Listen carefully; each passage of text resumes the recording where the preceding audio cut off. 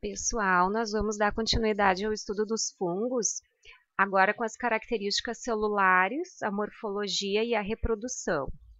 Bom, inicialmente, os fungos eram classificados juntamente com as plantas em função da sua aparência estrutural, né? Principalmente os cogumelos, né? Enfim, os fungos que são de solo.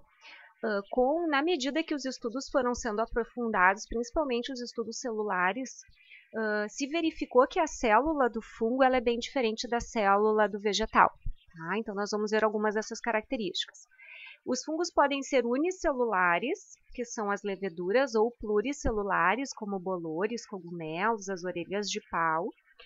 Toda célula de fungo ela é eucariótica, ou seja, ela tem um núcleo delimitado pela carioteca. Tem também uma parede celular, que é de quitina, portanto, aí entra a primeira diferença, né, em relação ao reino planta. A parede dos vegetais é de celulose.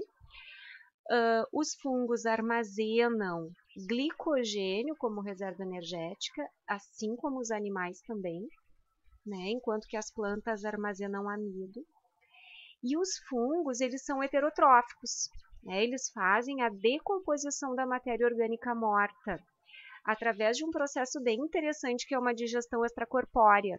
Eles liberam as suas enzimas para o meio, né, ao seu redor. As enzimas ali no meio fazem a digestão do alimento e o fungo absorve apenas os nutrientes. Então, bem diferente do que é a nutrição da planta, né, que é uma nutrição autotrófica, onde ela produz o próprio alimento, o fungo não.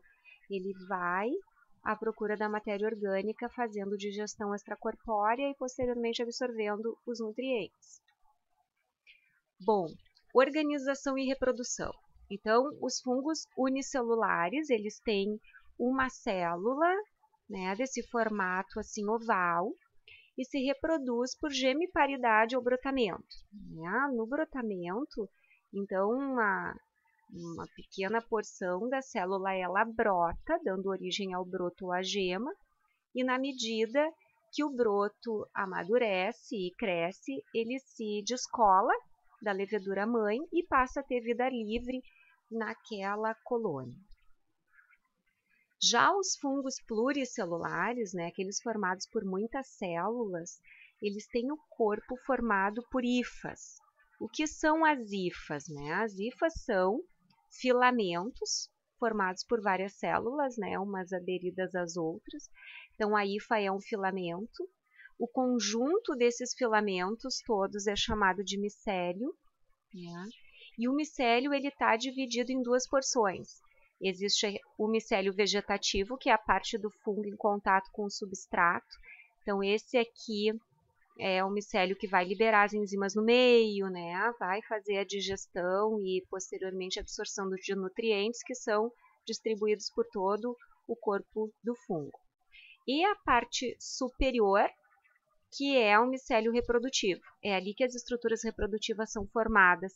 Geralmente na extremidade dessas hifas reprodutivas, são os esporos.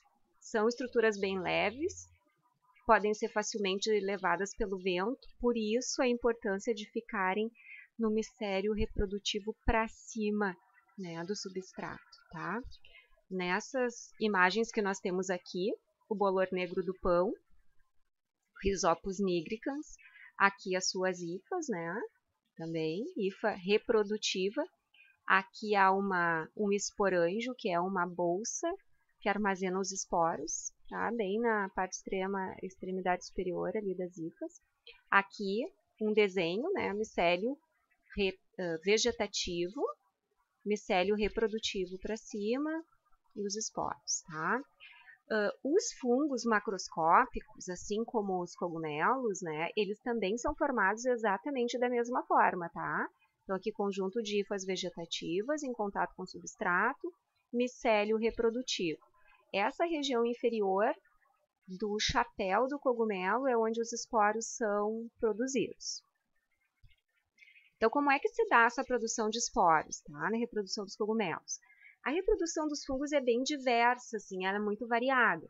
A gente vai exemplificar aqui com a reprodução dos cogumelos, também chamado Basidium micetus.